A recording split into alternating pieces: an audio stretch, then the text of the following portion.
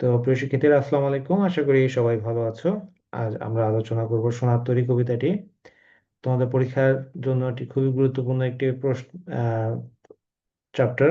সোনার তরী খুব সহজ একটি কবিতা, কিন্তু খুব গুরুত্বপূর্ণ এবং খুবই পরীক্ষায় বেশি বেশি প্রশ্ন আসার একটা মতো কবিতা। তো তোমরা যদি এই কবিতাটি ভালো করে কবি পরিচিতি সহ ভালো করে পড়ে নাও, তাহলে কিন্তু তোমাদের অ্যাডমিশন থেকে শুরু করে সবকিছুতেই তোমরা অনেকটা কি অ্যাডভান্স থাকবে।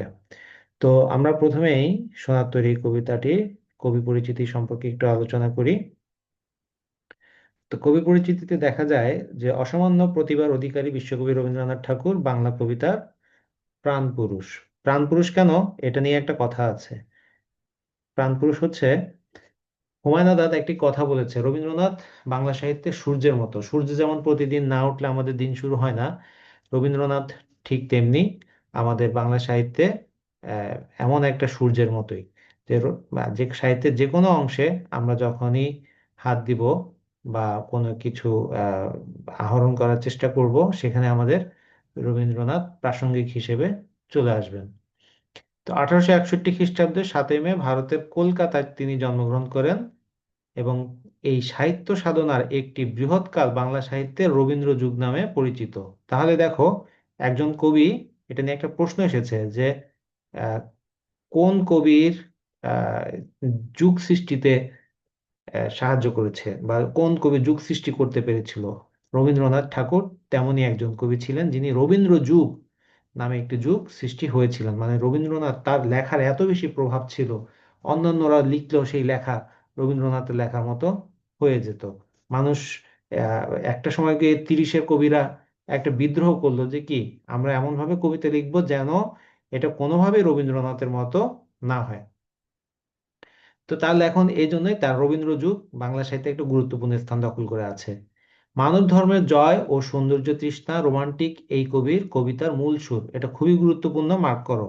প্রশ্ন আসতে পারে, রবীন্দ্রনাথের কবিতার মূল সুর কি? মূল সুর হচ্ছে মানব ধর্মের জয় এবং সৌন্দর্য তৃষ্ণা। এবং রোমান্টিক, তাকে কবিকে কোন উপাধিতে বোঝানো করা যায়? রোমান্টিক। এই রোমান্টিক কবি কারা? যারা মানবতার জয়গান গায় এবং সৌন্দর্য তৃষ্ণা।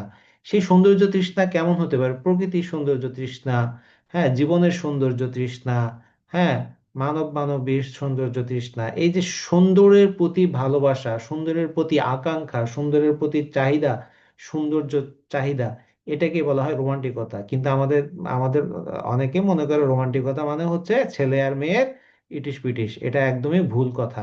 ওকে। মানব ধর্মের জয় বলতে কি বোঝানো হয়েছে? মানব ধর্মের জয় বলতে বোঝানো হয়েছে যে সবার উপরে মানুষ সত্য, তাহার উপরে নাই। তাহলে আমাদের রবীন্দ্রনাথের কবিতার মূল সুর হচ্ছে মানব ধর্মের জয় এবং সৌন্দর্য তৃষ্ণা। এবং কবিকে তাই এই মানব ধর্মের জয়গান গাওয়ার জন্য এবং সৌন্দর্য তৃষ্ণা থাকার জন্য তাকে রবি ঠাকুরকে কি রোমান্টিক কবি হিসেবে বলা হয়ে থাকে। কবিতা ছাড়াও তিনি উপন্যাস, ছোট গল্প, নাটক, প্রবন্ধ সবকিছু লিখেছেন। সবকিছু লিখে প্রতিভার স্বাক্ষর রেখেছেন। শুধু একটা জিনিস লিখেন না, এটা কি নোট করে নিতে পারো, তিনি মহাকাব্য লিখেননি।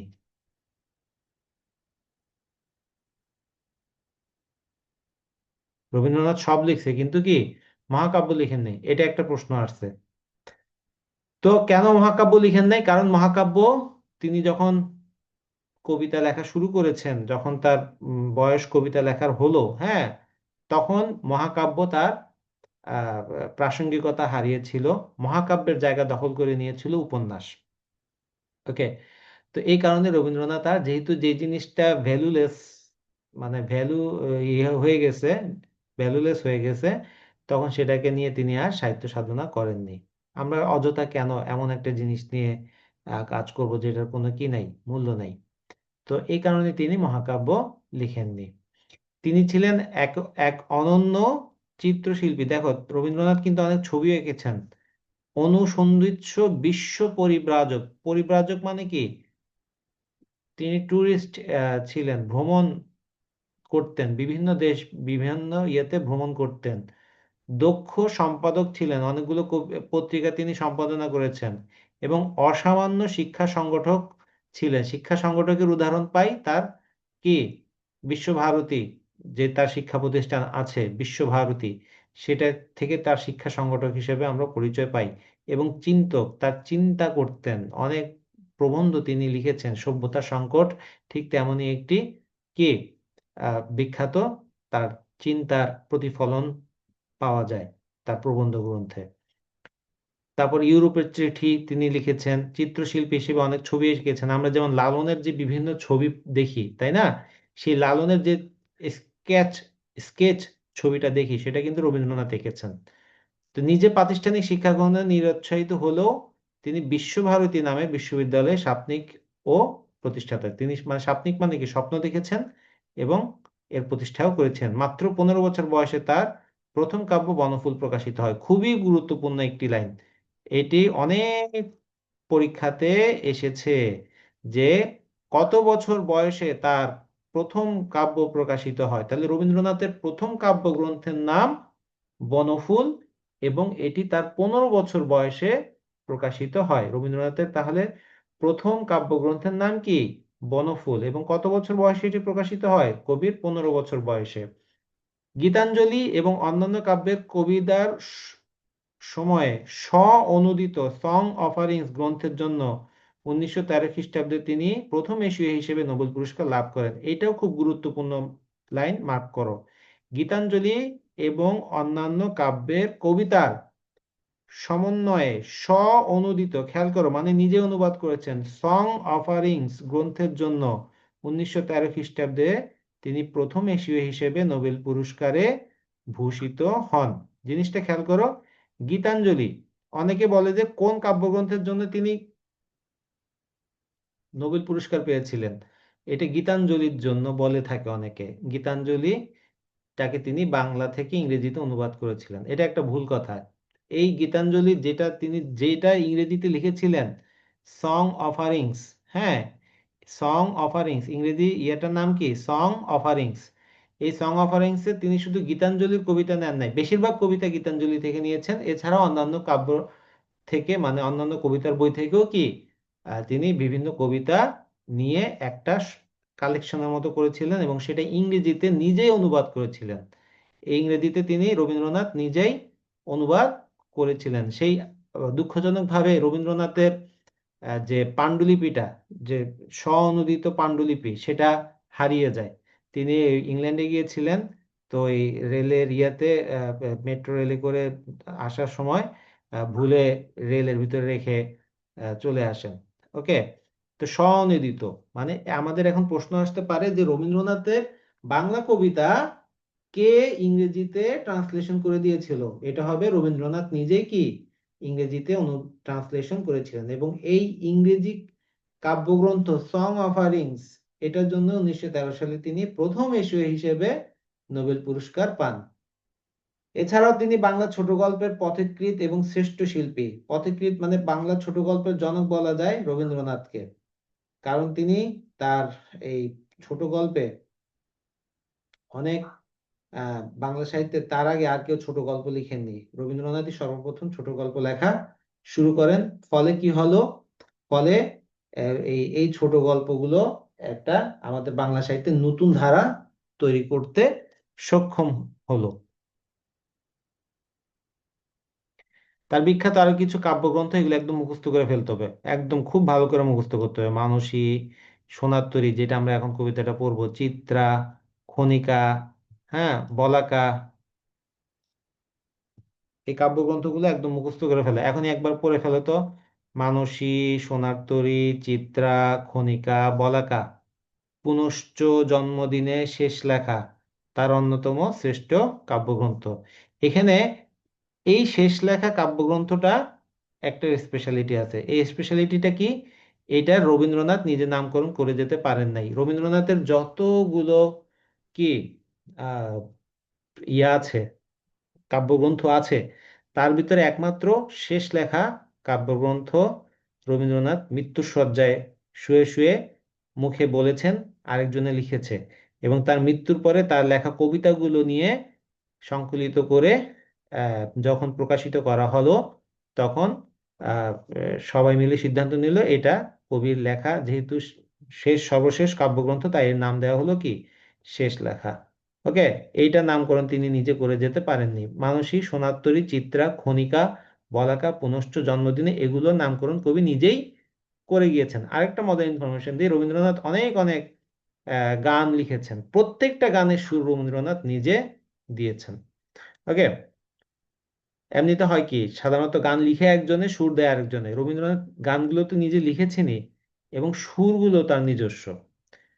এছাড়াও কাব্যনাট্য বিসর্জন, চিত্রাঙ্গদা এবং কবিতা কাহিনী সংকলন, কথা ও কাহিনী তার ভিন্ন স্বাদের রচনা। এই দুইটা একটু মনে রাখতে হবে। তার কাব্যনাট্য কি বিসর্জন এবং চিত্রাঙ্গদা, মানে কবিতার মতো করে এই নাটকগুলো ইয়ে করা হয়, মানে ছন্দে ছন্দে মেলানো সংলাপ। এবং কাহিনী কবিতা, কাহিনী কবিতা মানে হচ্ছে যে একটা কবিতার মাধ্যমে একটা কাহিনী বর্ণনা করা হচ্ছে, এরকম দুইটা সংকলন হচ্ছে কথা এবং কাহিনী। 1941 সালে 7 আগস্ট বা 22শে শ্রাবণ, বাংলা 22শে শ্রাবণ, তার জীবনাবসান ঘটে। তো এই হচ্ছে কবি পরিচিতি। আমাদের কবি পরিচিতিটা খুব গুরুত্বপূর্ণ ইউনিভার্সিটি অ্যাডমিশন টেস্টের জন্য। আমি যেভাবে তোমাদেরকে আসলে এমনিতে জাস্ট পড়া একরকম আর ব্যাখ্যা করা আরেক রকম, তাই না? তো আমি যে ব্যাখ্যা করে দেখালাম, আশা করি এটা তোমরা এখন ভালো করে মনে রাখতে পারবে এবং নোটস গুলো নিয়েছো। আমি এখন কবিতাটা শুরু করি, কবিতাটা ব্যাখ্যা করব। তোমরা এখানে বইয়ের দুই পাশে দেখো অনেক জায়গা আছে, এখানে নোটস নাও। কারণ নোটস যদি না নাও তাহলে এটা তোমাদের হারিয়ে যেতে পারে, যে কোনো সময় হারিয়ে যেতে পারে। তাই নোটসটা খাতায় নিবে না, খাতায় না নিয়ে তোমরা নোটসটা অবশ্যই অবশ্যই কোথায় নিবে, বইতে নিবে। তো চলো আমরা শুরু করি, আমরা আজকে কবিতাটা আলোচনা শুরু করি।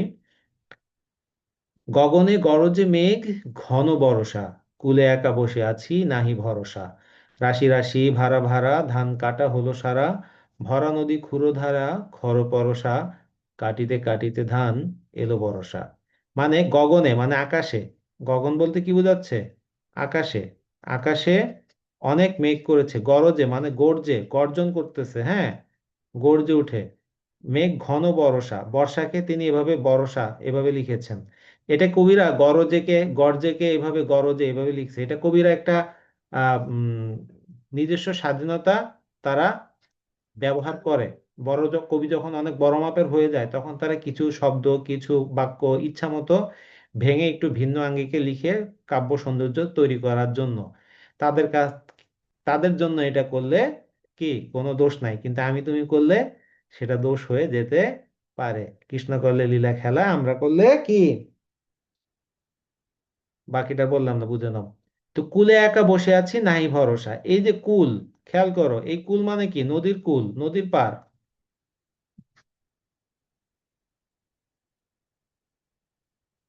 একা বসে আছি, এখানে কোনো ভরসা নাই। এই যে যে ভরসা নাই কথাটা বললো, এটা দ্বারা আসলে কি বোঝাচ্ছে, এবং একা বসে আছে, খেয়াল করো, আমাদের জীবনটা এরকমই যে আমরা একা আসছি এবং একাই আমাদের যেতে হবে। এবং এখানে কোনো ভরসা নাই, আমি যে আজকে রাত্রে ঘুমালে কালকে সকালে ঘুম থেকে উঠবো, আহ, কোনো ভরসা নাই। এই জন্যই লেখক বলেছে যে আমাদের মৃত্যু যে অনিশ্চিত। আমাদের এই কবিতার সবচেয়ে বড় বিষয় হচ্ছে যে রবীন্দ্রনাথের এই সোনার তরী কবিতাটা আমাদের তার মৃত্যু চিন্তা কিন্তু এখানে ফুটে উঠেছে।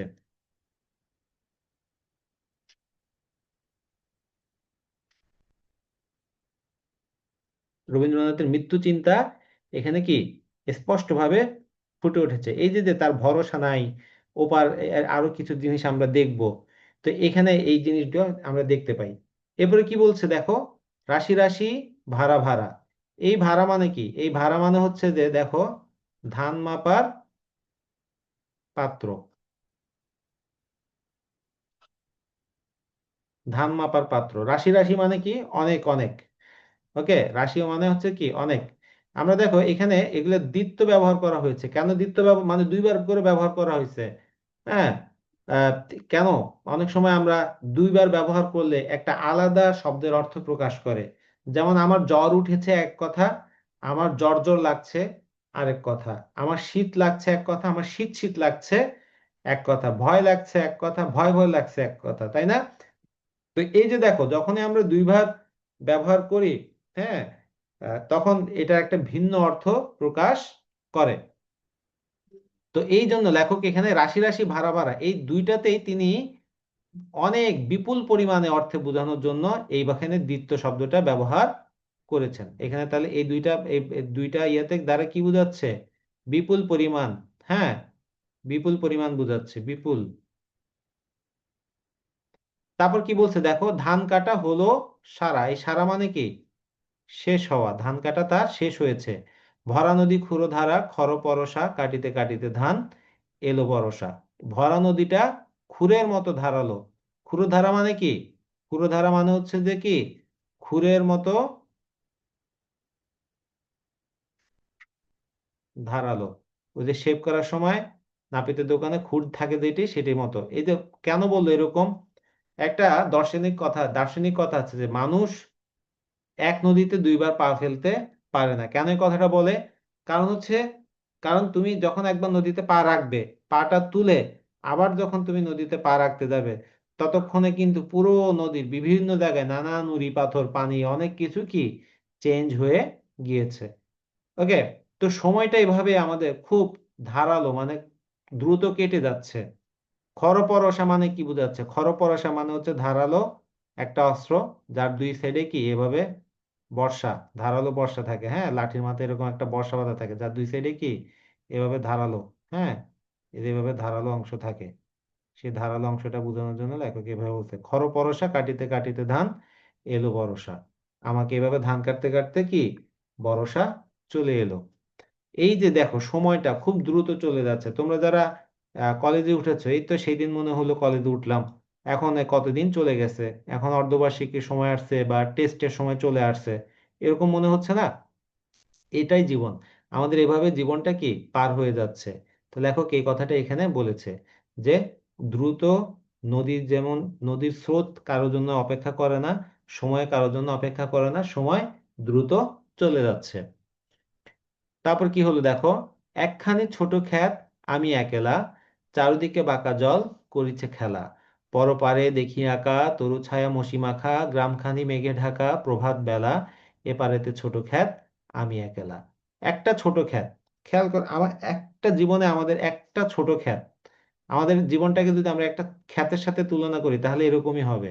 একটা ছোট জীবন, আমাদের এই পুরো মহাবিশ্বের যে সময়কাল তার সাথে যদি তুলনা করি, আমাদের জীবনটা খুবই ছোট্ট একটা সময়।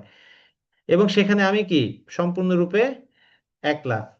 তো আমার এই জীবনটা, আমি যতটুকু লাইফ টাইম পেয়েছি, সেই জীবনটাতে আমাকে ততটুকু লাইফ টাইমের ভিতরে কি কিছু একটা করতে হবে, কাজ করে যেতে হবে, যেন আমি মৃত্যুর পরে যেন বলতে পারি যে কি আমি একটা কিছু জীবনে করে গেছি। এজন্য কবি বলেছেন যে কি, এমন জীবন তুমি করিও গঠন, মরণে হাসিবে তুমি, কাঁদিবে ভুবন। তো আমাদের এই যে সময়কালটাকে যদি মহাবিশ্বের তুলনায় কম্পেয়ার করি, মহাবিশ্বের সাথে, সৃষ্টির সাথে ইয়ে করি, তাহলে দেখবো যে লাখ লাখ কোটি কোটি বছরের জায়গায় আমাদের জীবনটা 20 বছর, 30 বছর, 60 70 80 বছর এরকম, তাই না? এবং সেখানে আমাদের একা একাই জীবন কাটাতে হচ্ছে। তো সেই জীবনে আমি 60 বছরের জীবন পেলাম, আমি সেখানে কিভাবে ফসল ফলালাম, বা কেউ 20 বছরে কিভাবে ফসল ফলালো। হ্যাঁ, যেমন এই যে যে হাদি, হাদি যে ইয়েটা করছে, হাদি আমার চাইতে বয়সে অনেক ছোট, কিন্তু তার যে জীবনে সে একটা কিছু করে গেল, তাই না? আবার এরকম করে আরো সুকান্ত ভট্টাচার্য আছে, আমরা আরো এরকম অনেক অনেক অহরহ উদাহরণ দেখতে পারবো। আবার অনেকে আছে 100 বছরের উপরে বাঁচছে, কিন্তু এরকম কয়েকজনের নাম তুমি জানো? জানো না, তাই না? তো এই যে যে দেখো, আমাদের জীবনটা এরকমই, আমাদের ফ্রুটফুল করতে হবে। তো চারিদিকে বাঁকা জল করিছে খেলা। বাঁকা জল মানে আমাদের যে সময়, যে বা ইয়ার সময়টা যাচ্ছে, কঠিন সময়, সেই কঠিন সময়ের কথা বলা হচ্ছে। তুমি দেখবা একটা বালতিতে একটা সাবানের ফেনা যখন তুমি ফেলবে, তাই না, দেখবে যে আস্তে আস্তে এই ফেনাটা ছোট হয়ে আসতেছে। আমাদের জীবনটাও কি এভাবে, আমি প্রতিদিন একটা দিন যাচ্ছে মানে কি আমি একদিন মৃত্যুর দিকে এগিয়ে যাচ্ছি। বার্থডেতে আমরা অনেকে উইশ করি, আরে এততম বার্থডে, তততম বার্থডে। আসলে কিন্তু উল্টাটা।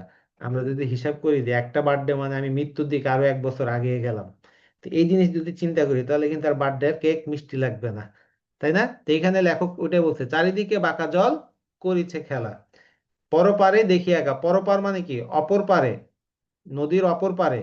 ওকে। নদীর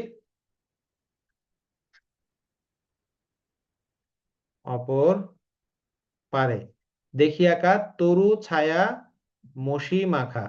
একটা অনেক বড় শব্দ। এখানে তরু মানে হচ্ছে গাছ, তারপর হচ্ছে ছায়া, মানে ছায়া মানে তো ছায়া বুঝতেছি, এবং মসি, মসি মানে হচ্ছে কালি, মানে গাছের ছায়ায় অন্ধকারে কালো কালো রং ধারণ করে, সেভাবেই গাছের এই ছায়ায় কালো রং হয়ে যাওয়া গ্রামটা কিসে ঢাকা? মেঘে ঢাকা। এবং সেই সময়টা কি প্রভাত বেলা। তাহলে লেখক যখন কবিতা লিখতেছিল, কখন কবিতা লিখতেছিল? হ্যাঁ, কবিতা লেখার সময়। প্রশ্ন আসতে পারে যে সোনার তরী কবিতাটা লেখক দিনের কোন সময়ে লিখেছিল? এ পারেতে ছোট ক্ষেত, আমি একেলা।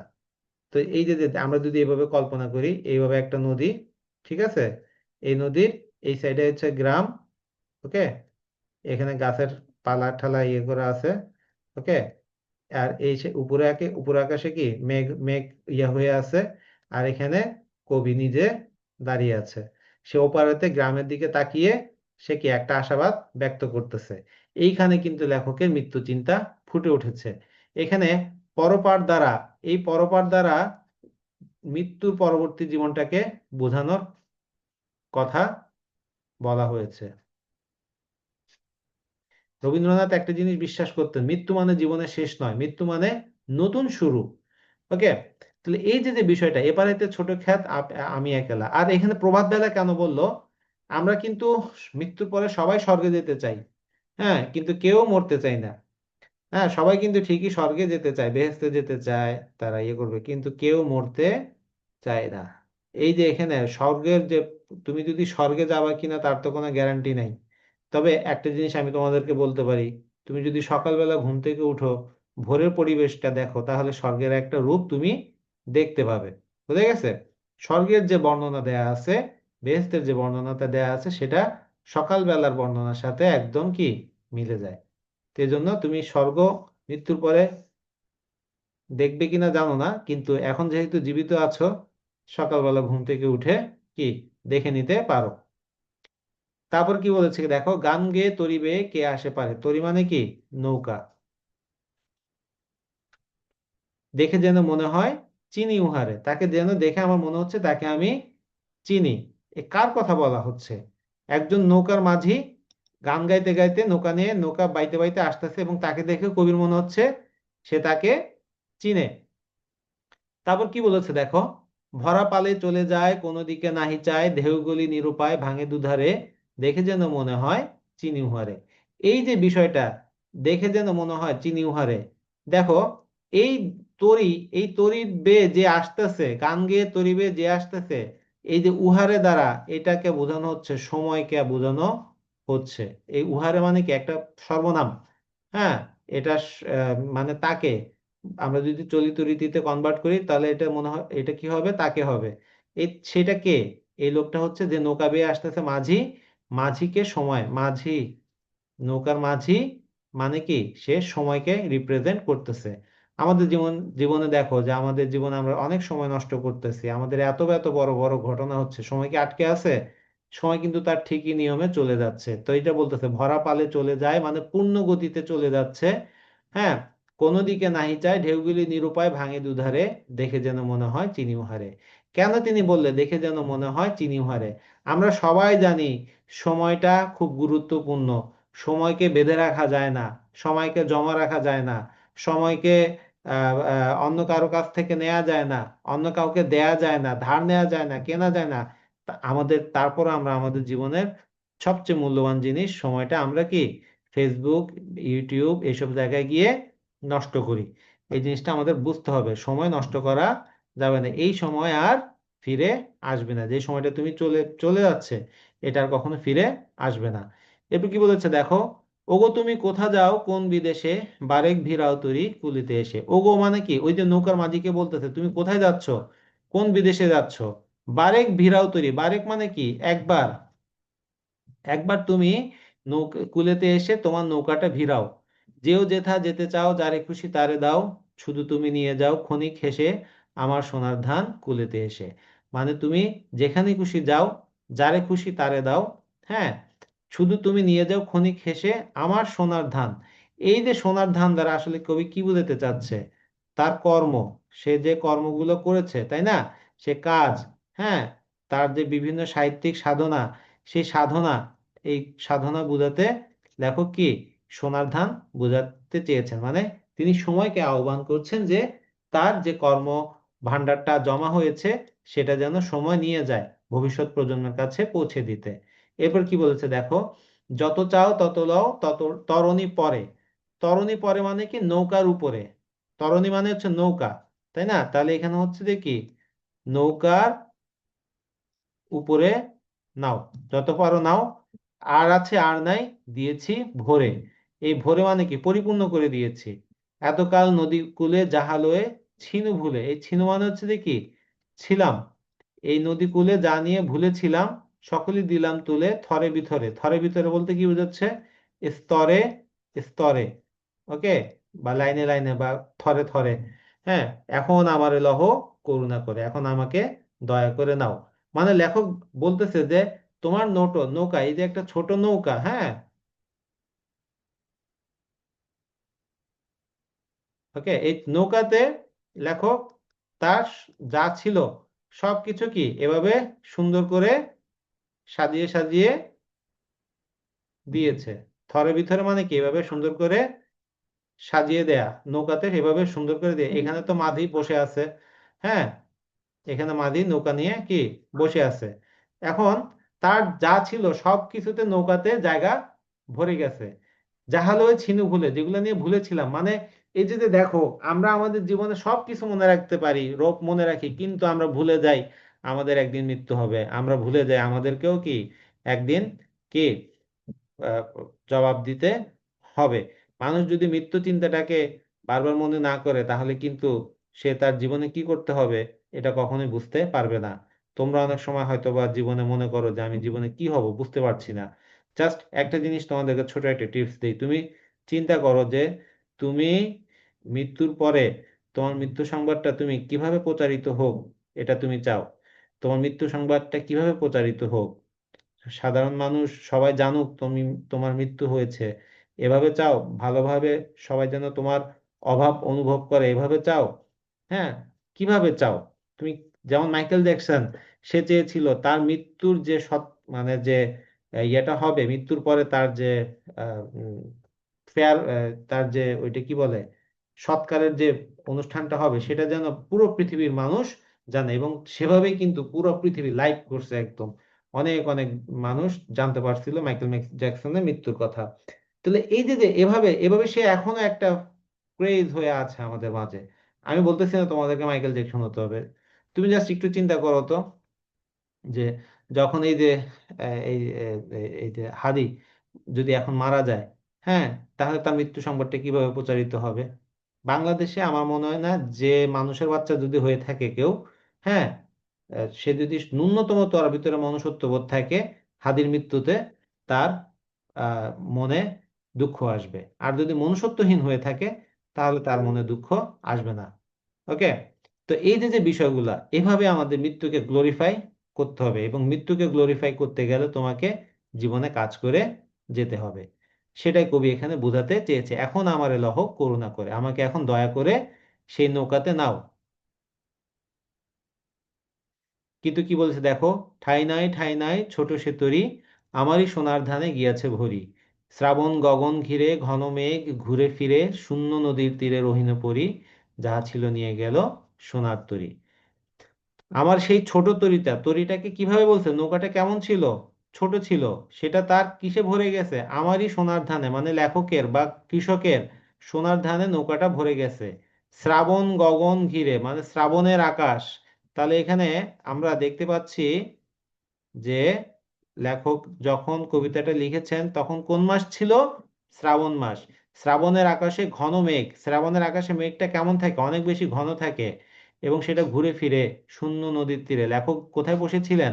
শূন্য নদীর তীরে রহিনু, রহিনু মানে কি রইলাম, শূন্য নদীর তীরে রইলাম পরি, যাহা ছিল নিয়ে গেল সোনার তরী। এই যে এই শূন্য কবিতা শব্দটা ব্যবহার করার কারণে পুরো কবিতাটা সবচেয়ে গুরুত্বপূর্ণ শব্দ এই কবিতার। হ্যাঁ, কেন গুরুত্বপূর্ণ শব্দ? কারণ এই শব্দ ব্যবহার করার কারণেই কি হয়েছে, পুরো কবিতাটা মাত্রাবৃত্ত ছন্দে পরিণত হয়েছে। এই শব্দ ব্যবহারের কারণে কবিতাটি, হ্যাঁ, মাত্রাবৃত্ত ছন্দে পরিণত হয়েছে। ঠিক আছে, এটা ইনফরমেশন লিখে নাও, এটা পরীক্ষাতে আসতে পারে। তো লেখক নদীর পাড়ে, সুন্দর নদীর পাড়ে রয়ে গেল এবং তার যা ছিল সোনার তরীতে নিয়ে গেল। এই নৌকাটাকে লেখক কি বলেছে? সোনার তরী বলেছে। এবং এটাই এই এই কবিতায় সর্বশেষে এসেছে, একবার ব্যবহৃত হয়েছে। আমাদের যখন মৃত্যু হবে, আমাদের কোনো নাম, আমাদের কিছুই থাকবে না, আমাদের কাজটা থেকে যাবে। ওকে, তুমি দেখবা কোনো বাসায় যখন মৃত্যু হইলে সেখানে যাবা, সবাই গিয়ে আগে জিজ্ঞাসা করে লাশ কোথায়, নামটাও বলে না, বলে লাশ কোথায়। ওকে, কি নিয়ে আমরা এত অহংকার করি, কি নিয়ে এত গর্ব করি? হ্যাঁ, মৃত্যুর পরে তা এগুলো আমার কিছুই থাকবে না। তো নিরহংকারী হও, মানুষের সেবায় কাজ করে যাও। ওকে, তুমি মৃত্যুর পরে তোমাকে খাটে, তুমি যে খাটে ইয়ে করো, সে খাটেও রাখবে না, মাটিতে শোয়ায় রাখবে। তো কি নিয়ে আমরা এত গর্ব করি, এটা আমাদের তখনই মাথায় যদি ঢুকে, তাহলে আমাদের বুঝতে হবে যে আমি থাকবো না, থাকবে আমার কাজ। আমার মৃত্যুর পরে মানুষ আমাকে কিভাবে স্মরণ করতেছে, যদি মানুষ বলে যে আহারে মানুষটা ভালো ছিল, তাহলে আমার জীবনটা সার্থক। হ্যাঁ, আমি যদি মৃত্যুর পরে যদি মনে হয় যে না, আমার জন্য কেউ দু এক ফোঁটা চোখের জল ফেলে, তাহলে আমার জীবনটা সার্থক। আর যদি আমার মৃত্যুর পরে মানুষ বলে যে সবাই মরছে ভালো হয়েছে, তাহলে আমার জীবনটা তো একটা ব্যর্থ জীবন। এই বিষয়গুলো আমাদের বুঝতে হবে। জীবনে একটা কিছু হতে হবে, জীবনে তুমি একটা কিছু করে গ্লোরিফাইড লাইফ লিড করে তারপর তুমি মহাযাত্রা করবে, এইরকম চিন্তা ভাবনা করো। ওকে, জীবনে একটা কিছু আমার করে দিতে হবে। এই সোনার তরী কবিতাতে সেই বিষয়টাকে বারবার হাইলাইট করার চেষ্টা করা হয়েছে। তো দেখো, আমরা এখন শব্দার্থ টিকাতে গরজে মানে গর্জন করে, ভাড়া ভাড়া, ভাড়া হতো ধান রাখার পাত্র, ক্ষুরধারা ক্ষুরের মতো ধারালো। হ্যাঁ, খরপরশা মানে ধারালো বর্ষা। আর আমি বলতে সাধারণ অর্থে কৃষক। এটা তোমাদের অনেক গাইড বইতে মাথা খারাপ করে দেয়। তোমার মেইন বইতে কি আছে সেটা তুমি দেখবা। এখানে আমি দ্বারা কি বলছে? সাধারণ অর্থে কৃষক, প্রতীকী অর্থে শিল্প স্রষ্টা, কবি। হ্যাঁ, গাইড বইয়ের কথা দেখে লাভ নেই, তোমার মেইন বইতে কি বলছে সেটা পড়বা। মনে রাখবা, সবচেয়ে বড় বাংলার জন্য সবচেয়ে বড় গাইড হচ্ছে টেক্সট বই। বাংলার জন্য সবচেয়ে বড় নোট হচ্ছে তোমার মেইন বই। এর বেশি বাইরে তুমি ইয়ে করবে না। এখানে বলছে সাধারণ অর্থে কৃষক এবং প্রতীকী অর্থে কবি নিজে বা শিল্প স্রষ্টা। এটা মাথায় রাখবা। ওকে, তারপর দেখো, চারিদিকে বাঁকা জল করেছে খেলা। এই যে যে বাঁকা জল, বাঁকা জলটা কি, দ্বারা কি হিসেবে ব্যবহৃত হয়েছে? মানে ঘূর্ণায়মান স্রোতে নদীর বাঁকা জলস্রোতে বেষ্টিত ছোট খ্যাতটুকু আশু বিলীয়মান হওয়ার ইঙ্গিত রয়েছে। বাঁকা জল এখানে এই যেটা অনেকবার প্রশ্নে আসছে, অনন্তকাল স্রোতের প্রতীক। আমাদের যে সময়টা আছে, হ্যাঁ, সেই সময়টা আমাদের এই কথা বলা এখানে হচ্ছে। তরু ছায়া মাখি মাখা, গ্রামটা যেন ছায়া কালো রঙে মিশে গেছে। তো এগুলো তোমরা একটু পড়ে নিবে। হ্যাঁ, এখানে আমি সবকিছু ব্যাখ্যা করেছি, কোনটা কি অর্থে ব্যবহৃত হয়েছে পড়বে। এখন আমরা একটু পাঠ পরিচিতি অংশটা পড়বো। পাঠ পরিচিতি অংশে দেখো কি বলেছে। পাঠ পরিচিতি থেকেও কিন্তু অনেক গুরুত্বপূর্ণ প্রশ্ন করে। যেমন সোনার তরী, রবীন্দ্রনাথ ঠাকুরের সোনার তরী কাব্যগ্রন্থ থেকে নাম কবিতা। তাহলে সোনার তরী কবিতাটা কি একটা নাম কবিতা, এবং কোন কাব্যগ্রন্থ থেকে নেওয়া হয়েছে? সোনার তরী কাব্যগ্রন্থ থেকে নেওয়া হয়েছে। যেহেতু কবিতার নাম সোনার তরী, কাব্যগ্রন্থের নামও সোনার তরী। ওকে, কবিতার নাম কি সোনার তরী, কাব্যগ্রন্থের নামও সোনার তরী, তাই এটা হয়ে গেছে কি একটা নাম কবিতা। শতাধিক বছর ধরে এই কবিতা বিপুল আলোচনা, নানামুখী ব্যাখ্যায়, নতুন নতুন তাৎপর্যে অভিষিক্ত। তাহলে কোন কবিতা শতাধিক বছর ধরে আলোচনা ইয়ে করছে? সেটা কি সোনার তরী। একই সঙ্গে কবিতাটি গুরু রহস্য ও শ্রেষ্ঠত্বের স্মারক। মহৎ সাহিত্যের একটি বিশেষ গুণ হলো কালে কালে নতুন দৃষ্টিভঙ্গি বিবেচনার আলোকে তার শ্রেষ্ঠত্ব নিরূপিত হয়ে থাকে। বাংলা কবিতার ইতিহাসে সোনার তরী তেমনি আশ্চর্য সুন্দর এক চিরায়ত আবেদনবাহী কবিতা। আশ্চর্য সুন্দর একটা কবিতা কি সোনার তরী। কেন বলতেছে এই কথা? কারণটা হচ্ছে যে একটাই, কারণটা হচ্ছে যে এই সোনার তরী এখনো এটা নিয়ে নানা ধরনের গবেষণা হচ্ছে। রবীন্দ্রনাথ কি বোঝাতে চাইছে সোনার তরী কবিতায়, সেটা নিয়ে গবেষণা হচ্ছে। তো দেখা যায় যে কি কবিতাটিতে চারপাশে প্রবল স্রোতের মধ্যে জেগে থাকা দ্বীপের মতো একটি ছোট ধান ক্ষেতের উপরে উৎপন্ন সোনার ধানের সম্মান নিয়ে অপেক্ষারত নিঃসঙ্গ এক কৃষক। আকাশের ঘন মেঘ আর ভারী বর্ষণে পাশের খরস্রোতা নদী হয়ে উঠেছে হিংস্র। চারদিকে বাঁকা জল কৃষকের মনে সৃষ্টি করেছে ঘন ঘোর আশঙ্কা। এটা পরীক্ষাতে প্রশ্ন আসছে যে চারদিকে বাঁকা জল কৃষকের মনে কি তৈরি করেছে? আশঙ্কা তৈরি করেছে। এরকম এক পরিস্থিতিতে এই খরস্রোতা নদীতে একটি পালতোলা সোনার নৌকা বেয়ে আসা এক মাঝিকে দেখা যায়। উৎকণ্ঠিত কৃষক নৌকা কূলে ভিড়িয়ে তার উৎপাদিত সোনার ধান নিয়ে যাওয়ার জন্য মাঝিকে সকাতরে মিনতি জানালে। এটা প্রশ্ন আসতে পারে যে করুণা করে বলছে না, করুণা অর্থে হচ্ছে যে কি খুব কাতর স্বরে।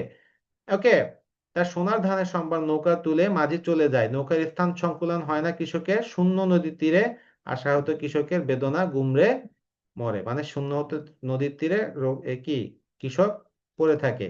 এভাবে নিবিড় ভাবে মিশে আছে কবির গভীর জীবন দর্শন। এই কবিতায় এটা মার্ক করো।